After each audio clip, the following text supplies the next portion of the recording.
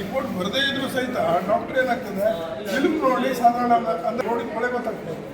ಆದರೆ ಇಲ್ಲಿ ಅಪ್ರೂವಲ್ ಆಗಲಿಕ್ಕೆ 4-5 ತಾಸು ತೊಗೊಂಡ್ರೆ ನಿಮಗೆ ಸ್ಕ್ಯಾನಿಂಗ್ ಮಾಡಬೇಕು ಬೇಡ ಅನ್ನೋದು ಅವರ ಗಾಯ ಆಗಿದೆ, ಹೆಡ್ ಇಂಜುರಿ ಆಯಿತು, ಆಕ್ಸಿಡೆಂಟ್ ಆಯಿತು, ಬಂದಾಗ ಗೊತ್ತಾಗ್ತದೆ, ಮೇಲ್ನೋಟಕ್ಕೆ ಕಾಣ್ತದೆ, ಎಮರ್ಜೆನ್ಸಿ ಇದೆ ಅಂತ ಮಾಡ್ಬೋದು.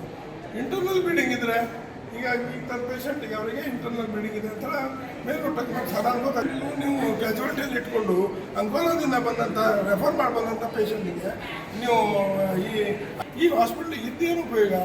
ನಮ್ಮ ಇಡೀ ಕರಾವಳಿ ಭಾಗದಲ್ಲಿ ಇಲ್ಲಿಂದ ಮಂಗಳೂರಿಗೆ ಮೆಡಿಕಲ್ ಕಾಲೇಜ್ ಇರೋದು, ಸರ್ಕಾರಿ ಮೆಡಿಕಲ್ ಕಾಲೇಜ್ ಇರೋದು ಒಂದೇ.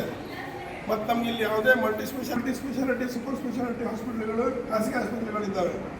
ಆದರೆ ಉಡುಪಿಯಲ್ಲಿ ಒಂದು ಜಿಲ್ಲಾ ಆಸ್ಪತ್ರೆಗಳವರೆಗೂ ಬಂದಿಲ್ಲ.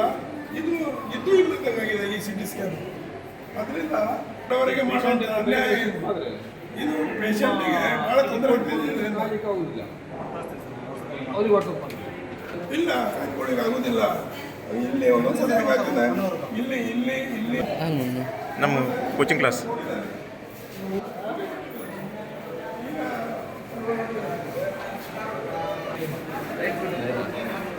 ಬಂತು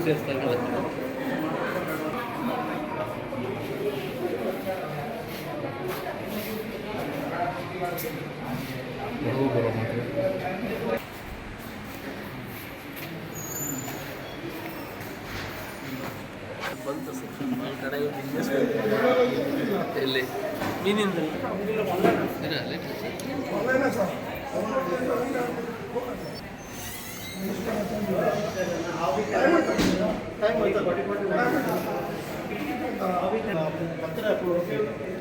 पेशेंट करून छोटे जो येतात पेशंट एमर्जन्सी असणार बरेच एमर्जन्सी होणार आम्ही इमिडिएट घेतो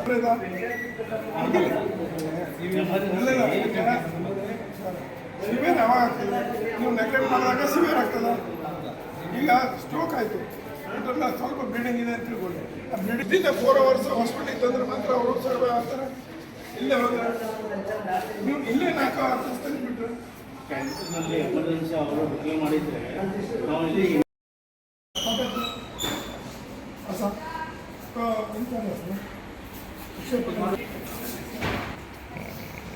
ಕಲ್ತಿದ್ದಾರೆ.